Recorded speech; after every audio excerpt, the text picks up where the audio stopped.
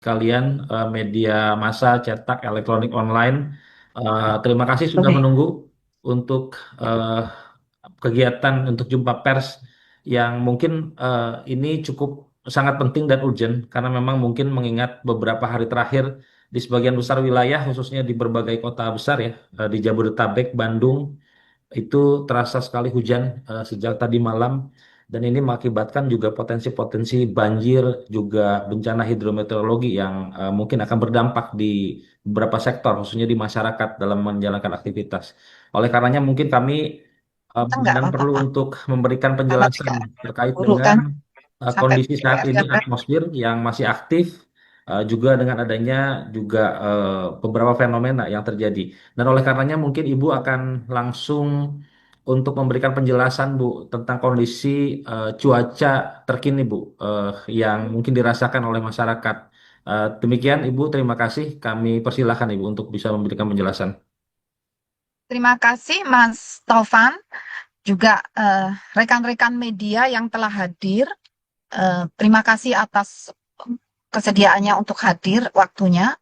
Perkenankan kami BMKG menyampaikan beberapa update perkembangan informasi kondisi cuaca hingga hari ini. Jadi diawali pada bulan Maret 2024, BMKG telah merilis prediksi bahwa awal musim kemarau 2025 akan mengalami kemunduran pada sekitar 29% zona musim, terutama di wilayah Lampung, sebagian besar Pulau Jawa, Bali, Nusa Tenggara Barat, dan Nusa Tenggara Timur. Pemantauan hingga akhir Juni 2025 menunjukkan bahwa baru sekitar 30% zona musim telah memasuki musim kemarau. Angka ini hanya setengah dari kondisi normal, di mana secara klimatologis sekitar 64% zona musim biasanya telah mengalami musim kemarau pada akhir Juni. Jadi, sesuai apa yang diperkirakan di bulan Maret, tampaknya memang musim kemarau benar-benar mundur. Sementara itu, kondisi iklim global saat ini menunjukkan bahwa ENSO dan IOD, ENSO terkait dengan dinamika suhu muka air laut di Samudra Pasifik dan IOD terkait dengan kondisi suhu muka air laut di Samudra Hindia, baik ENSO dan IOD berada dalam fase netral dan diperkirakan akan tetap netral hingga tahun 2025. Meskipun demikian, hasil prediksi curah hujan bulanan menunjukkan bahwa anomali curah hujan yang sudah terjadi sejak Mei 2025 akan terus berlangsung dengan kondisi curah hujan di atas normal terjadi di sebagian besar wilayah Indonesia hingga Oktober 2025. Ini artinya selama musim kemarau, sesuai yang kami perakirakan sebelumnya, akan mengalami curah hujan di atas normal yang harusnya terjadi di musim kemarau, atau cenderung ke arah kemarau basah. Melemahnya monsun Australia yang berasosiasi dengan musim kemarau turut menyebabkan suhu muka laut di selatan Indonesia tetap hangat, dan hal ini berkontribusi terhadap terjadinya anomali curah hujan tersebut. BMKG telah merilis peringatan dini pada 28 Juni dan 3 Juli. Tentunya ini terkait bahwa saat itu kami telah mendeteksi adanya peningkatan tren peningkatan dinamika atmosfer yang memacu pembentukan awan-awan hujan seiring dengan prediksi iklim tadi yang diperkirakan memang cenderung kemarau basah. Jadi, rilis peringatan dini pertama pada 28 Juni dan kedua 3 Juli menyampaikan bahwa cuaca ekstrim masih mengintai sejumlah wilayah Indonesia, khususnya wilayah yang banyak dikunjungi selama libur sekolah, serta wilayah padat penduduk dan transportasi tinggi. Memang sengaja rilis itu kita sampaikan dalam konteks untuk menjaga bagaimana aktivitas libur sekolah atau wisatawan dapat termitigasi.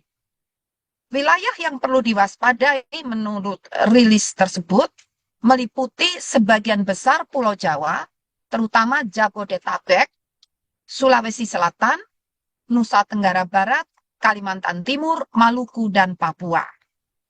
Peringatan dini yang disampaikan BMKG ini terkonfirmasi dengan terjadinya hujan dengan intensitas lebat hingga sangat lebat dalam beberapa hari terakhir. Pada gambar terlihat bahwa tanggal 5 Juli 2025, hujan dengan intensitas lebih dari 100 mm per hari, ini kategori lebat hingga sangat lebat, catat di wilayah Bogor, Mataram, ini maksudnya di Pulau Lombok ya, dan sejumlah kabupaten di Sulawesi Selatan seperti Bantaeng, Bulukumba, dan Sinjai. Artinya tidak hanya di Jawa saja ya, ini berbagai wilayah di Indonesia. Hujan ekstrim tersebut terdampak atau berdampak pada banjir, banjir bandang, tanah longsor, dan pohon tumbang. Hujan lebat juga terjadi di wilayah Tangerang dan Jakarta Timur yang mengakibatkan genangan, kerusakan infrastruktur, dan gangguan aktivitas masyarakat. Jadi itu tadi 5 Juli. Selanjutnya pada tanggal 6 Juli 2025, hujan kembali terjadi secara luas di wilayah Jakarta dan sekitarnya dengan intensitas lebih dari 100 mm per hari. Bahkan ada yang mencapai lebih dari 150 mm ya, terutama yang dari area puncak ya. Dari area puncak itu di tengah ya Pak Andri, Tuh, di itu tanggal 5. tanggal 5 ya, tanggal 5 itu area puncak itu mencapai lebih dari 150 mm. Artinya mencapai ekstrim. Yang merah itu kelihatan dari area puncak.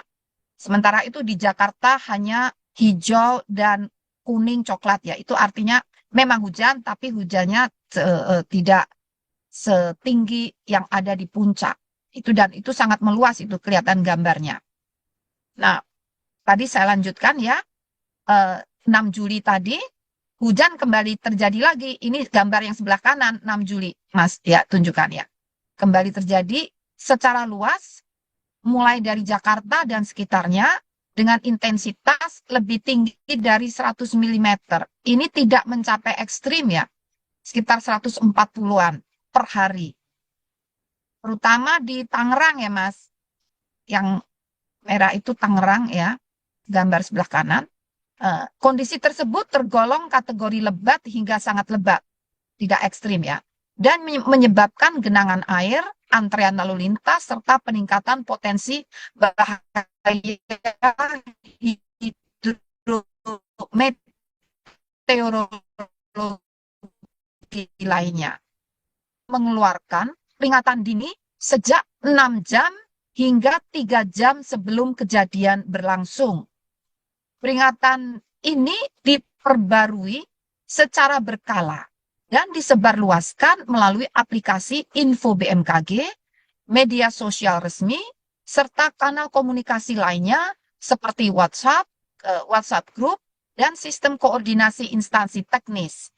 Jadi misalnya tim kami koordinasi intens dengan tim BPBD di DKI, di juga Jawa Barat ya, dan juga di Banten. BMKG juga terus berkoordinasi aktif dengan BNPB, BPBD, operator transportasi, dan pihak terkait lainnya. Fenomena tersebut merupakan hasil interaksi dari beberapa faktor atmosfer. Lemahnya, jadi hujan yang lebat, sangat lebat hingga ekstrim tersebut merupakan hasil interaksi dari beberapa faktor atmosfer, yaitu lemahnya monsun Australia dan hangatnya suhu muka laut menyebabkan kelembapan udara tinggi, terutama di wilayah selatan Indonesia.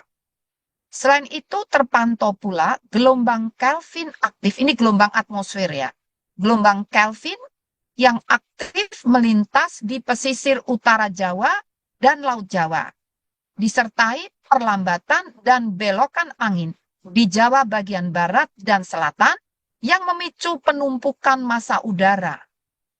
Labilitas atmosfer lokal juga terpantau kuat dan mempercepat pertumbuhan awan-awan hujan.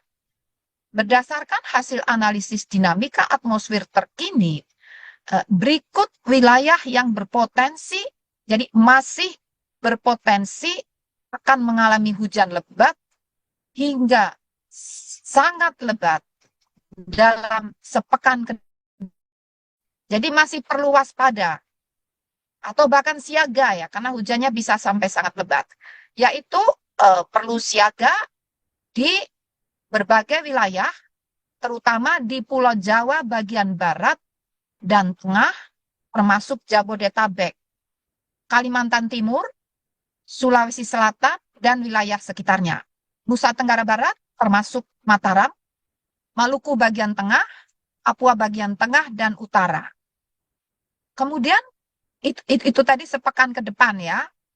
Kemudian periode 10 hingga 12 Juli 2025, potensi hujan signifikan diperkirakan akan bergeser ke wilayah Indonesia bagian tengah dan timur seiring dengan pergeseran gangguan atmosfer dan distribusi kelembapan tropis. Ini perlu kewaspadaan untuk wilayah Indonesia tengah dan timur sekitar 10 hingga 12 Juli. Meskipun Indonesia telah memasuki musim kemarau, dinamika atmosfer dan kelembapan udara di banyak wilayah masih tinggi. Faktor-faktor utama yang mempengaruhi potensi hujan tinggi antara lain aktifnya fenomena Madden-Julian Oscillation dan gelombang seperti Kelvin dan Rossby ekuator. Kemudian juga akibat lemahnya monsun. Monsun itu angin yang bertiup dari arah Australia yang meningkatkan kelembapan.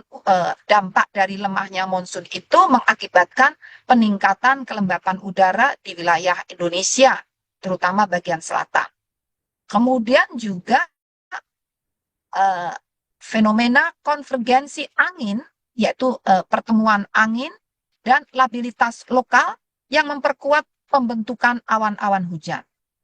Dan juga yang terakhir adalah pengaruh suhu muka laut di wilayah laut Indonesia yang masih hangat, ya, yang mendukung pertumbuhan awan hujan. Oleh karena itu, BMKG menghimbau masyarakat untuk tetap waspada, bahkan ini mungkin sudah mulai siaga ini harusnya, terhadap potensi hujan lebat yang dapat disertai kilat petir dan angin kencang.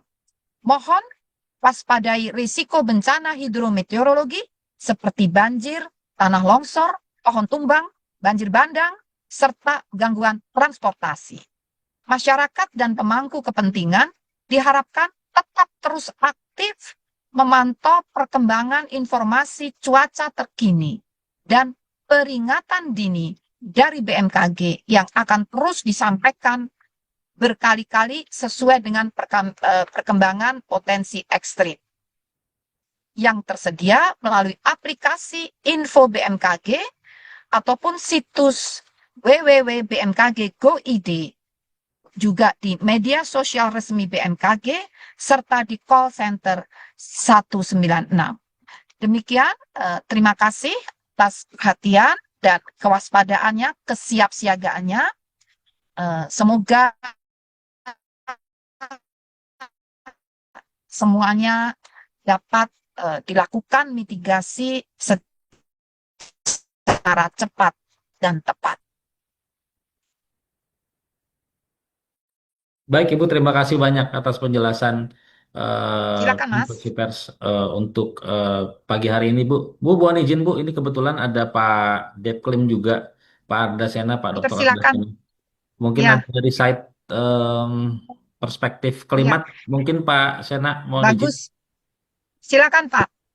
Baik, Assalamualaikum warahmatullahi wabarakatuh. Yang saya Waalaikumsalam hormati warahmatullahi Salam. wabarakatuh. Ibu Kepala BMKG, Bapak Ibu Deputi, para eh, Direktur, dan juga rekan-rekan media, izinkan menambahkan sedikit sesuai prediksi musim yang sudah kami sampaikan beberapa bulan yang lalu, bulan Maret khususnya memang eh, musim kemarau kali ini kami prediksikan berkategori di eh, atas normal dan juga banyak yang mengalami kemunduran eh, dari awal masuknya musim kemarau. Hal tersebut tentunya sebab utamanya adalah absennya dominasi iklim regional seperti Indian Ocean Dipole dan juga El Nino La Nina yang absen pada tahun ini sehingga dinamikanya lebih kompleks dan lebih ditentukan oleh fenomena-fenomena yang berjangka lebih pendek seperti monsun dan juga fenomena-fenomena yang lebih kecil seperti variasinya QBO dan Bisa lebih cepat. variasinya MJO dan juga Kelvin yang tadi dijelaskan oleh Ibu Kepala sehingga kita melihat sekarang dinamikanya begitu menarik dan kita mengalami kondisi yang di atas normal khususnya untuk wilayah Banten, DKI, dan Jawa Barat di mana terjadi pertemuan angin dan terjadi perlambatan. Mungkin demikian yang dapat saya tambahkan, izin Ibu Kepala. Untuk beberapa bulan ke depannya barangkali, ini mumpung gambarnya tampil, eh, keadaan mungkin yang prediksi curah dulu Pak Supari. Untuk prediksi curahnya bisa kita lihat beberapa bulan ke depan mulai dari Agustus, September, Oktober, November, Desember hingga Januari tahun depan. Kita bisa lihat bahwa sebenarnya di selatan Katulistiwa itu uh, jumlah curah ada kemaraunya tidak ada hujan, tetapi di sekitar Jawa Barat, Banten itu nampak warna kehijauan yang memang di situ terjadi anomali yang tadi kita jelaskan itu. Di daerah lainnya tetap mengalami kemarau seperti di sekitar pertengahan Pulau Sumatera yang saat ini juga kondisinya di bawah normal. Jadi artinya kondisi yang terjadi di Indonesia ini sangat beragam sekali. Nah, menjelang ke akhir tahun, jadi mulai bulan Oktober, November, itu kondisi curah hujannya meningkat di sebagian besar wilayah Indonesia dan secara umum kita lihat sifatnya di slide berikutnya.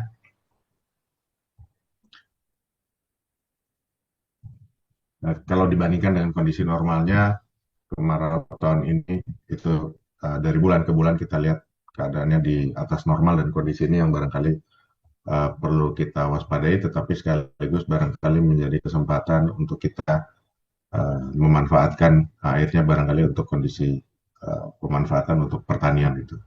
Demikian barangkali yang dapat saya sampaikan. Izin Ibu Kepala, Pak Taufan, saya kembalikan. Ya, mohon maaf Pak Ardasena, mohon maaf peta terakhir itu menurut saya sangat penting. Boleh Bapak sampaikan, tayangkan lagi Bapak. Nah, itu yang dikasih kotak hitam di bulan Agustus, September, Oktober itu adalah prediksi untuk bulan depan hingga 3 bulan ke depan ya Pak. Betul. Nah, artinya itu kan hijau banget itu Pak. Betul, ini sifatnya Bu. Jadi kalau kita lihat curahnya Sifatnya di halaman di atas berikutnya, normal. di halaman Curahnya yang sebelumnya, mana? Jadi itu di atas normal ya itu ya. betul, ini sifatnya di atas normal. Jadi memang ini Curahnya menunjukkan yang bahwa ini. kemaraunya kita lihat di misalkan di Jawa Tengah, Jawa Timur, Bali, Nusa Tenggara itu kan sebenarnya curah hujannya rendah, tetapi ada Rendah, hujan iya. gitu. Secara Ya, neraca air di situ adalah defisit, namun jika dibandingkan dengan kondisi normalnya, normalnya lebih keberadaan hujan di musim kemarau tersebut di atas menyebabkan normal. sifatnya menjadi di atas normal. Demikian barangkali Bu. Iya. Ya, Oke. Baik, terima kasih Pak. Ya, monggo Pak Tovan. Baik, terima kasih Pak Detkrim untuk penjelasan yang ringkas tapi kemudian sangat komprehensif. Eh, Mungkin izin Bu, apakah dari para direktur bisa menambahkan mungkin ada hal-hal yang perlu tambahkan untuk menyempurnakan Silakan Pak, penjelasan dari Ibu dan silakan. Pak Depklim? Mungkin dari Pak Andri, Pak Eko Prasetyo mungkin yang kaitannya dengan gelombang. Kami persilakan Pak. Pak Andri dulu mungkin Pak. Silakan. Saya cukup, saya kira sangat jelas tadi, lengkap dari Oke, Ibu. Mungkin nanti di baik. sesi tanya jawab dengan rekan-rekan media untuk lebih Oke, detail. ini kebetulan sudah ada beberapa pertanyaan yang masuk Bu, dan ini juga Pak Seto, Pak Deputi Teknologi Modifikasi Cuaca sudah hadir juga. Pak Seto, mohon izin, apakah ada yang mau ditambahkan Pak dari perspektif operasional modifikasi cuaca?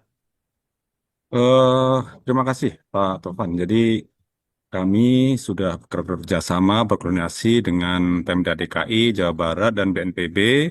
Mulai hari ini kita akan lakukan operasi modifikasi cuaca untuk wilayah DKI dan Jawa Barat. Ya, poskonya ada di Halim Perdana Kusuma. Kita berusaha mudah-mudahan hujan yang akan turun pada hari ini dan seterusnya bisa kita kurangi sehingga akan mengurangi beban penderitaan teman-teman yang sedang terdampak banjir. Begitu, Pak Taufan. Terima kasih Pak Deputi TMC. Bu, eh, mohon izin Bu, sudah ada banyak sekali rupanya pertanyaan yang masuk dari teman-teman media karena memang ini informasi yang saya kira sangat dinantikan oleh masyarakat.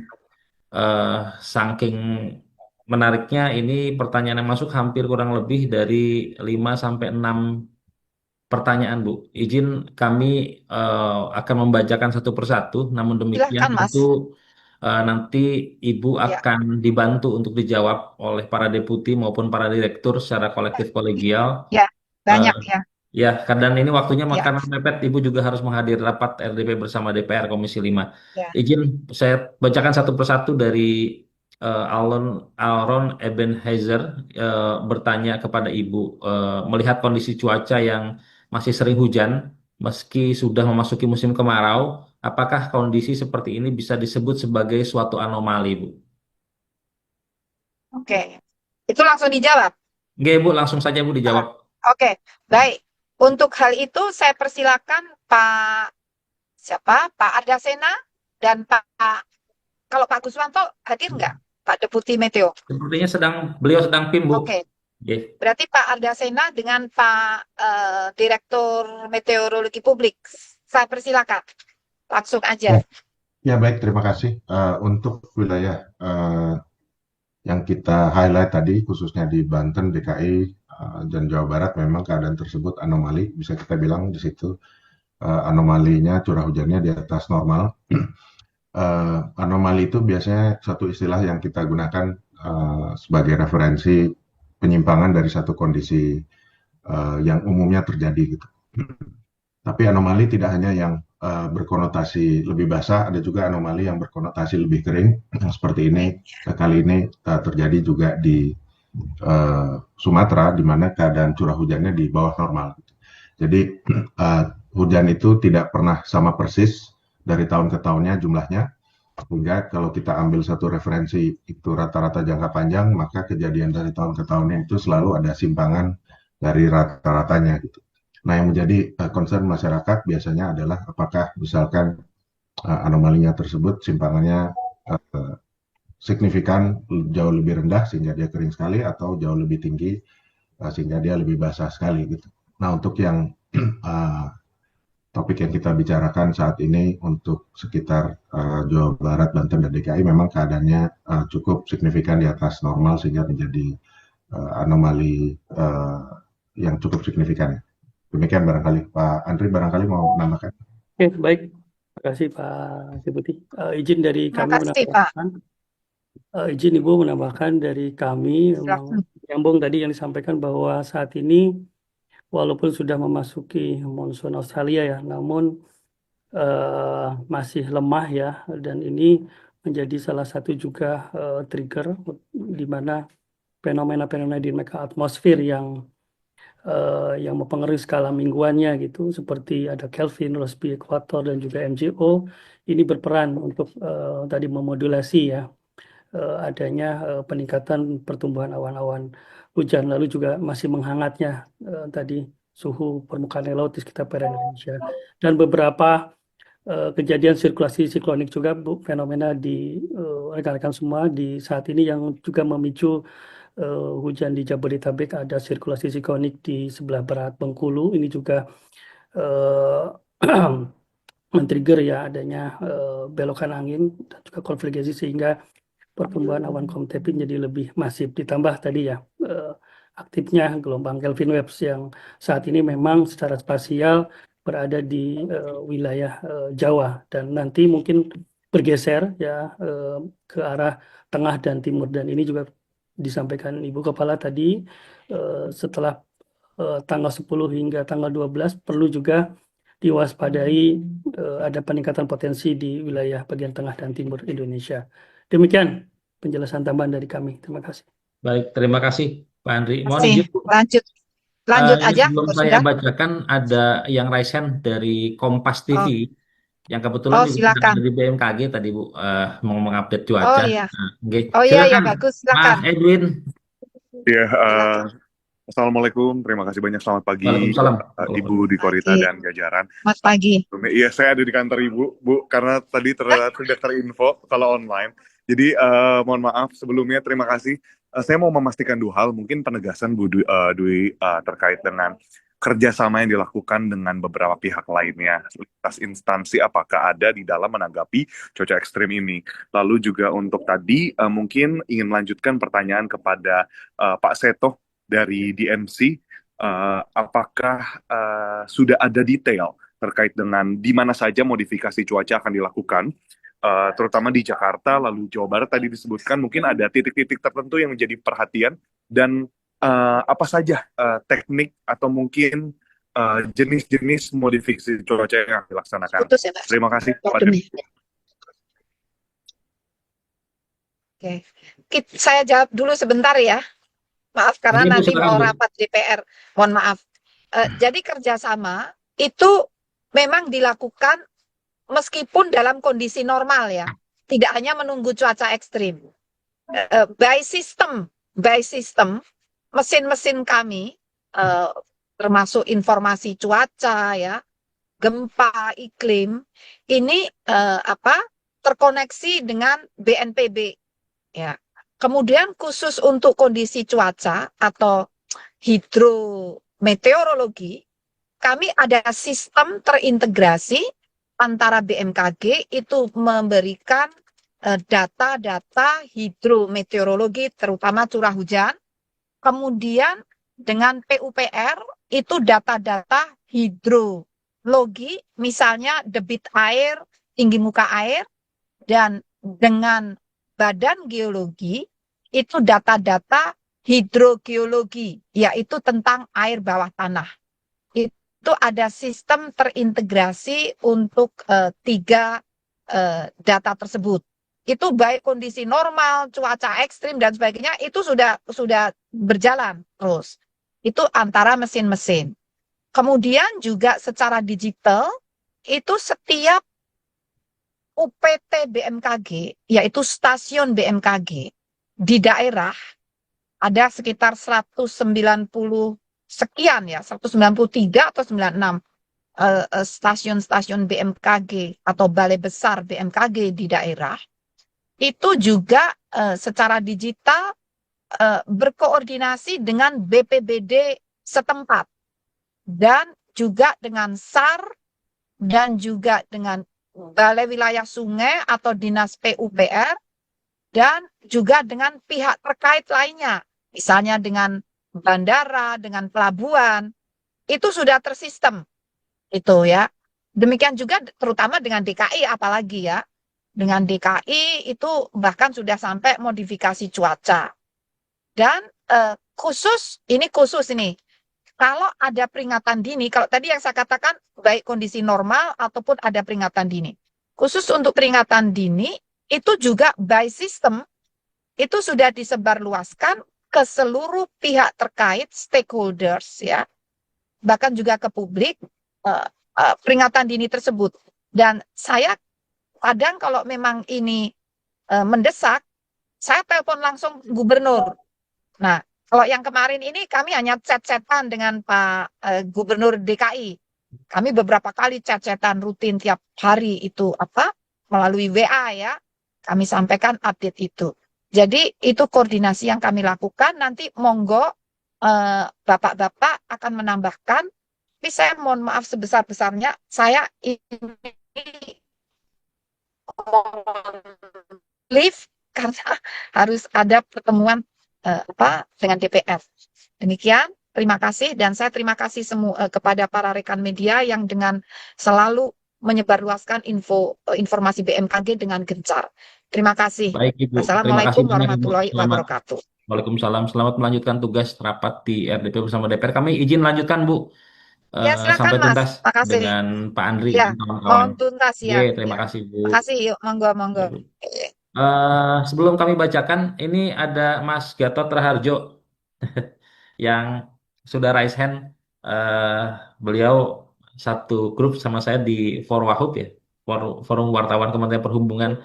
Silakan Mas Gatot Raharjo, ada yang mau ditanyakan? Ini ada Pak Andri dan kawan-kawan yang nanti mungkin akan bisa memberikan jawaban ya dari apa yang ditanyakan. Terima kasih. Ya, terima kasih Mas Taufan. Bapak Ibu semua, izin saya Gatot bukan dari wartawan sebenarnya, saya dari INAKA, dari Asosiasi Ya. Maskapai Penerbangan. Ya. Beberapa hari ini kan kemarin ada beberapa peristiwa pesawat hampir terkendala untuk terutama pendaratan karena ada crosswind dan segala macam, hujan lebat dan segala macam di beberapa daerah, bukan hanya di Soekarno-Hatta seperti yang kemarin ramai untuk crosswind, di beberapa daerah sebenarnya juga mengalami hal tersebut. Nah, ini yang ingin saya tanyakan, sebenarnya apa pengaruh cuaca yang selama ini terhadap operasional penerbangan? Kira-kira apa yang perlu diwaspadai dan di daerah mana saja? Terus kira-kira pesan dari BMKG untuk operasional penerbangan itu seperti apa ya? Untuk terutama beberapa minggu ke depan lah. Terima kasih. Itu aja Mas. Oke, terima kasih Mas Gatot pertanyaannya. Mungkin di sini Pak Ahadi belum hadir ya. Mungkin ada yang bisa menyampaikan Ada perwakilan Pak untuk bisa Taufan, menjawab. ada Pak Hadi tuh saya lihat. Nah, Oh, Pak Hadi, maaf. Pak Hadi, mohon izin Pak, bisa terkoneksi dengan Zoom Pak. Pak Hadi,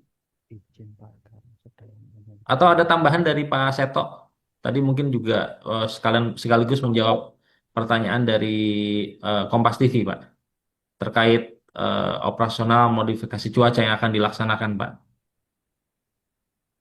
Kalau Pak Seto berkendala gitu ya, mungkin ada Pak Budi Harsoyo Pak, ada yang mau disampaikan Pak Budi? Pak Baik, Direktur. terima kasih Pak Taufan. Jadi menyambung pertanyaan tadi dan menambahkan apa yang sudah disampaikan oleh Pak Deputi ya Pak Seto.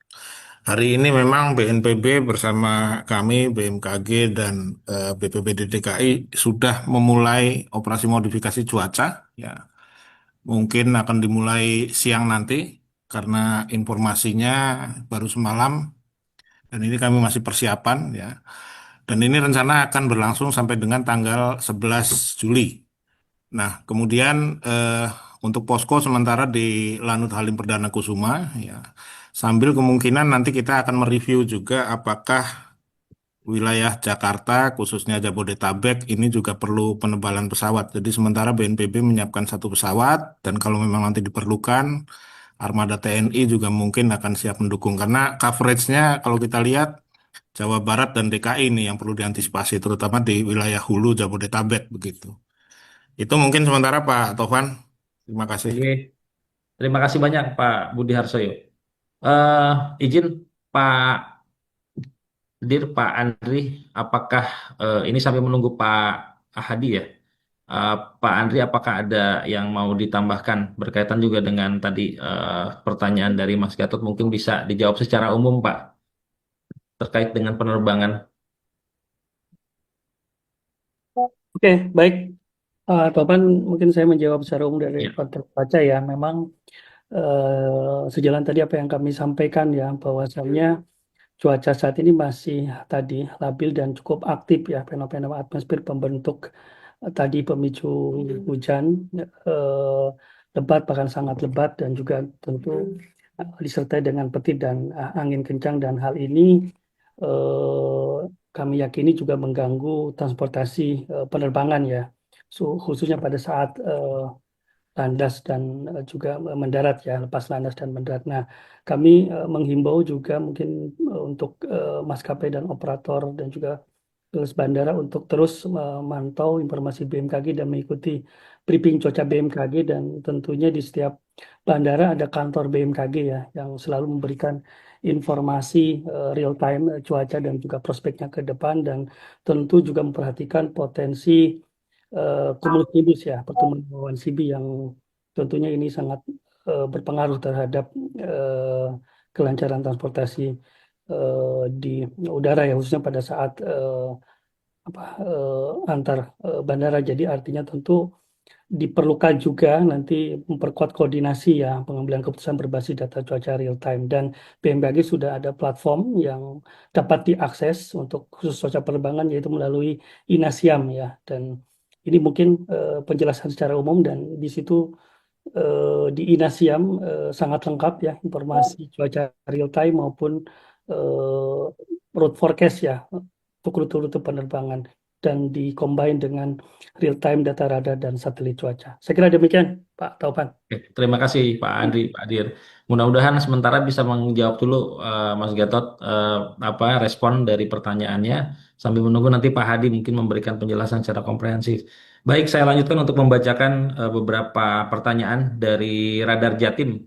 Apakah ada potensi kejadian cuaca yang lebih... Taufan, itu ada Pak Oh, Hadi, Pak Taufan. Pak Nah, Hadi, Pak Adi. ini lagi sibuk RDP, mohon maaf mengganggu. Eh, Pak Hadi, tadi ada pertanyaan dari teman-teman Inaka ini yang diwakili oleh Mas Gatot Raharjo yang terhubung juga dengan saya di forum wartawan Kemenhub berkaitan dengan kondisi cuaca sehari ini gitu ya, dan kemarin belakangan, dan ini berpengaruh kepada take off dan landing di bandara-bandara. Ini bagaimana antisipasi dan perkembangan ke depannya seperti apa? Terima kasih. Mohon maaf, suara saya bisa terdengar. Pak Adi, mohon izin suaranya agak kecil Oh, sehingga tidak sebentar, terdengar. sebentar saya perbaiki. Masih belum terdengar, Pak Adir. Sebentar, saya izin. Um, Masih kecil juga.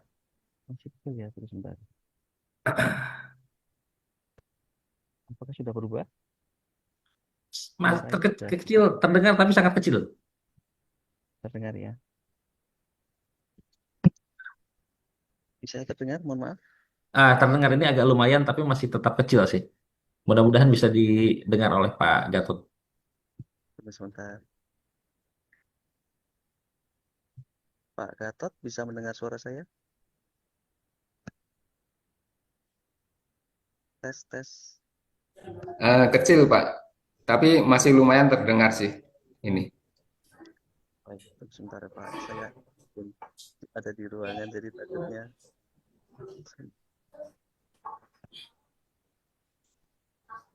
Bagaimana Pak? Sudah oke? Malah tidak terdengar. Oh, tidak benar. Bismillah Pak, saya pindah ruangan. Ini ya, Pak.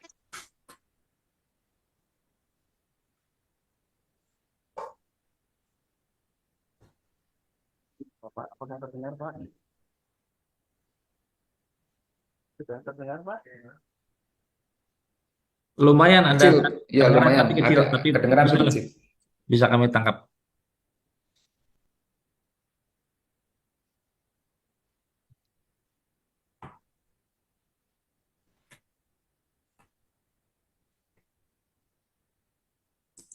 Baik, sambil menunggu Pak Ad, jaringannya stabil, beberapa pertanyaan saya bacakan, Bapak Ibu sekalian. Dari Radar Jatim, apakah ada potensi kejadian cuaca yang lebih ekstrim atau tidak biasa dalam jangka waktu menengah 1-2 minggu ke depan? Berdasarkan tren yang diamati beberapa hari terakhir, sebagaimana tadi disampaikan oleh Pak Andri dan Ibu Kepala Badan. Izin Pak Andri mau memberikan tanggapan terkait dengan pertanyaan ini, Pak. Kami persilakan. Oke, izin mungkin dari kami, dari perspektif cuaca ya, perspektif cuaca sepekan ke depan.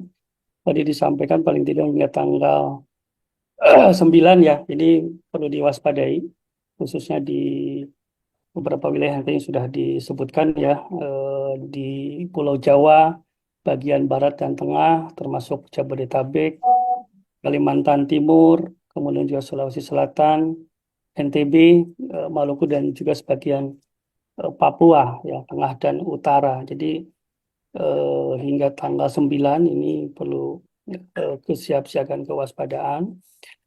Namun tentunya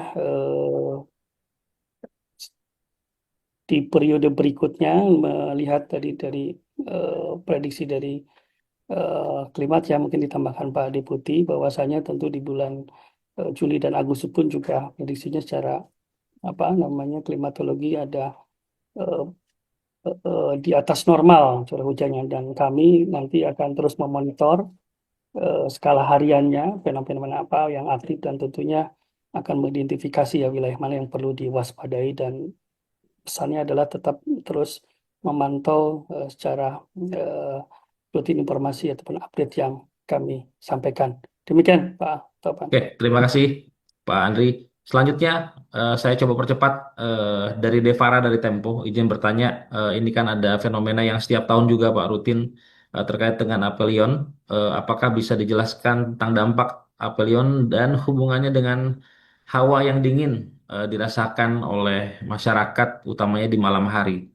Mungkin bisa langsung ditanggapi juga Pak Andri ataupun dari Pak Dep Klim ataupun daripada direktur yang lain yang berkaitan dengan pertanyaan ini. Kami persilakan. Ini dari teman-teman Pak Depli mungkin Pak Topan. Oke. Ini fenomena rutin sih Pak ya. Ya, terima kasih. Jadi apelion kan terjadi setiap tahun ya, gitu. Kalau mengenai hawa dingin yang sekarang itu sebenarnya kan lebih didominasi oleh kejadian yang di selatan Khatulistiwa ya, khususnya saudara-saudara kita yang di Pulau Jawa, Jawa Tengah, Jawa Timur, itu karena udara kering yang dari Australia itu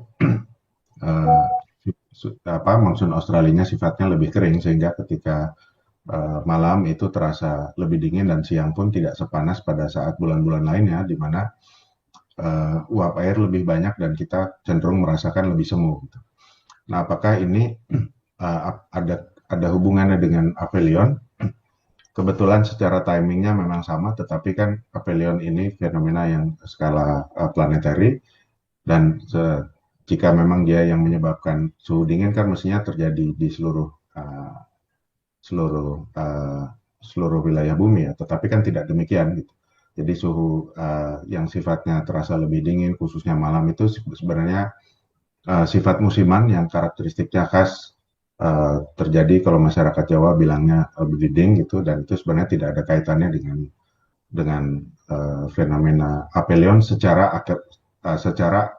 sebab akibat itu, tetapi dia memang terjadi pada saat yang bersamaan. Mungkin itu mudah-mudahan cukup jelas, dan ini berita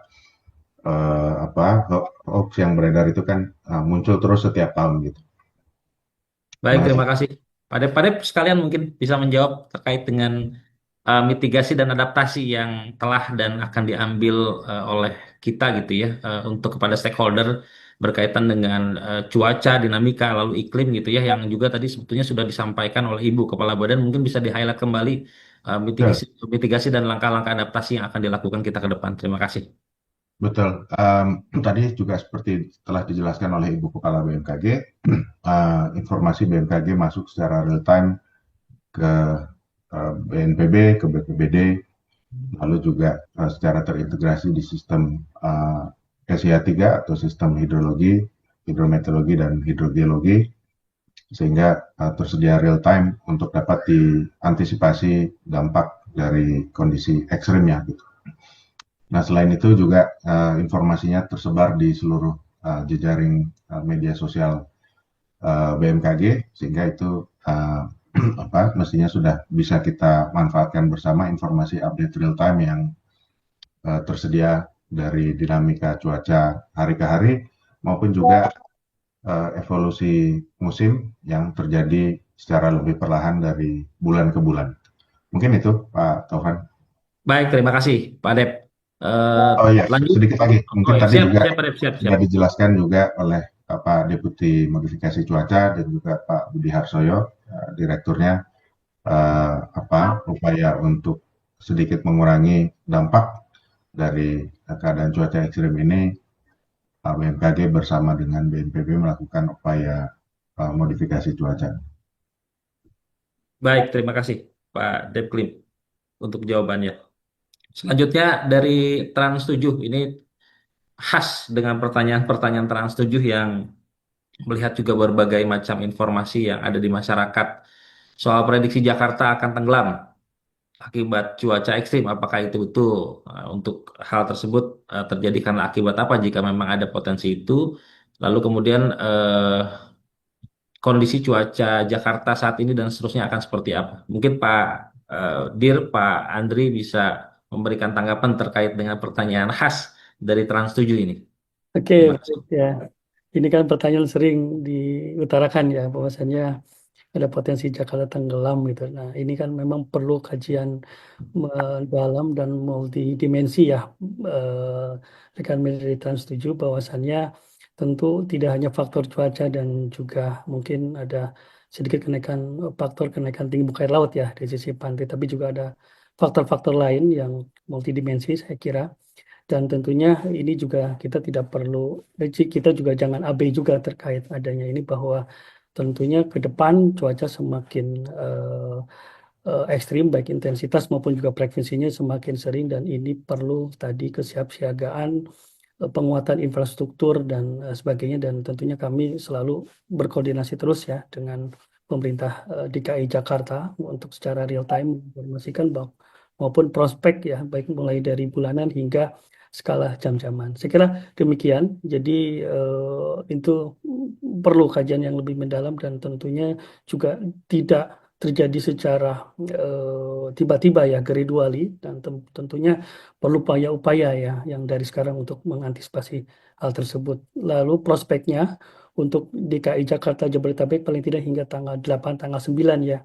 Kita masih ada potensi umumnya terjadi di siang menjelang sore dan juga di malam hari. Kemudian juga nanti ada penurunan setelah tanggal 10 hingga tanggal 12 karena fenomena sudah mulai bergeser ke tengah dan timur. Pun demikian ya, karena cuaca sangat dinamis, sekiranya masyarakat menghimbau untuk terus mengupdate informasi. Demikian, Pak. Baik, terima kasih Pak Dir, Pak Andri. Ini akan menjadi pertanyaan terakhir karena setelah saya baca-baca pertanyaan-pertanyaan yang masuk itu juga berkaitan dengan operasional modifikasi cuaca dan sudah sempat direspon di kotak pesan oleh Pak Seto.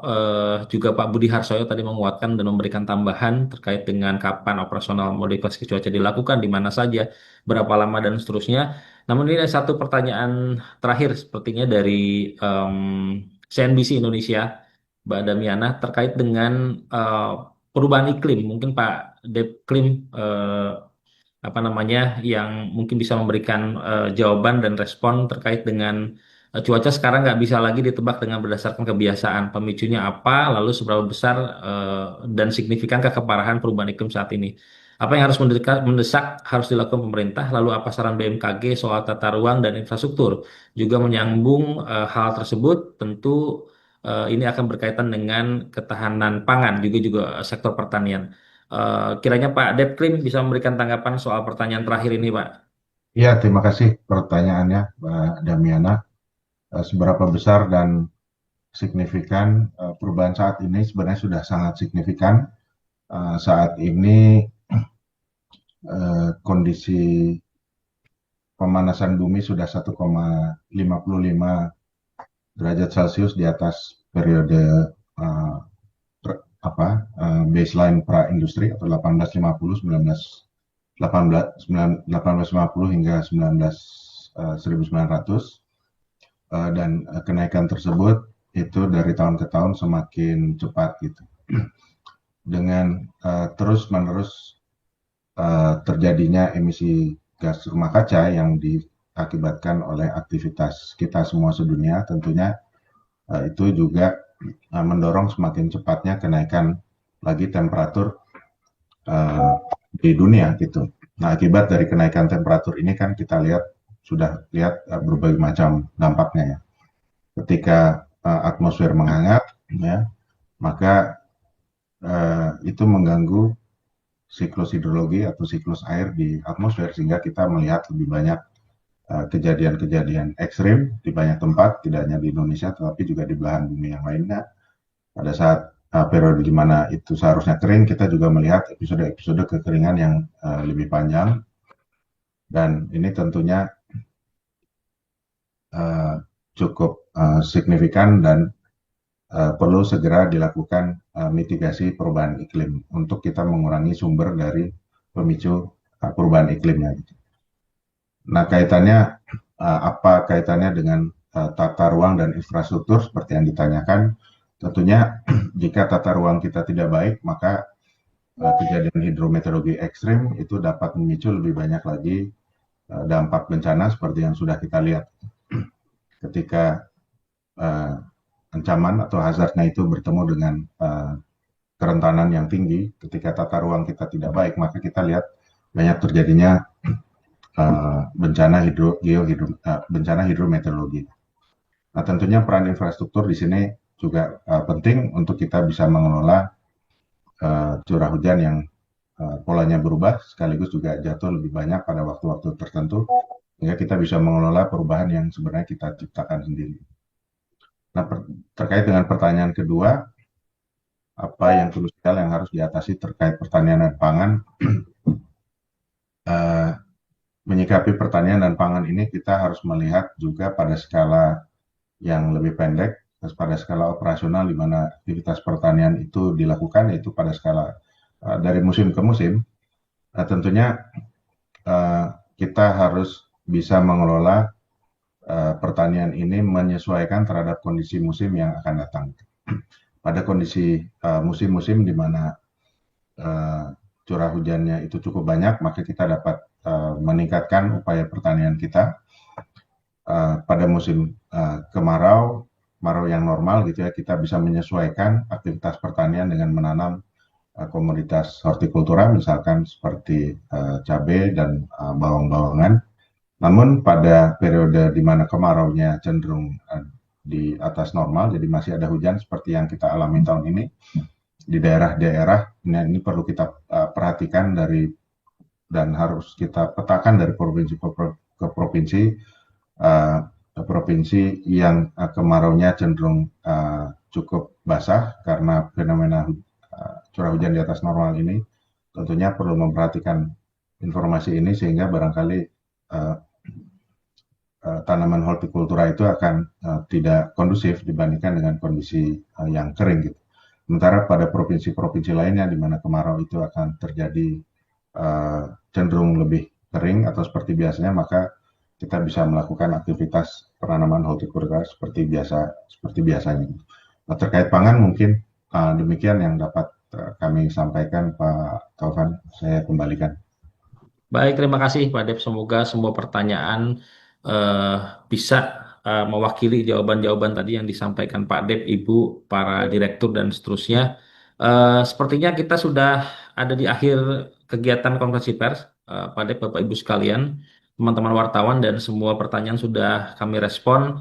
Tentu kami berharap hal ini kita selenggarakan tentu untuk meningkatkan kesiapsiagaan kita ya dalam semua kondisi-kondisi yang kita tadi sampaikan oleh Ibu dan Bapak Ibu sekalian direktur yang menambahkan.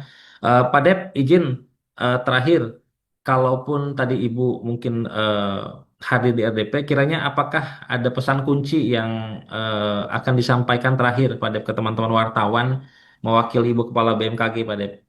Ya, terima kasih rekan-rekan media, rekan-rekan wartawan untuk kehadirannya di konferensi pers kali ini. Mohon tetap bantuannya untuk menginformasikan dan menyebarkan informasi yang relevan dari BMKG.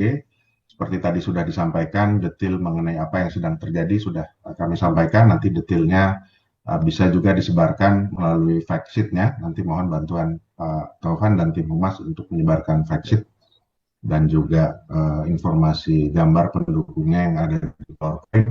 Semoga dengan diadakannya konferensi pers ini kita bisa lebih siap siaga menghadapi kondisi cuaca yang cukup dinamis beberapa hari belakangan ini dan juga kondisi musim kemarau yang akan datang.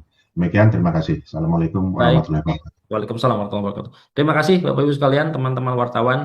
Kami mohon bantuan untuk menyebarluaskan melalui semua kanal media massa yang dimiliki, dan tentu kami terus akan mengupdate melalui saluran resmi kami di Info BMKG, website, media sosial dan seterusnya. Terima kasih atas partisipasi dan atensi Bapak Ibu sekalian.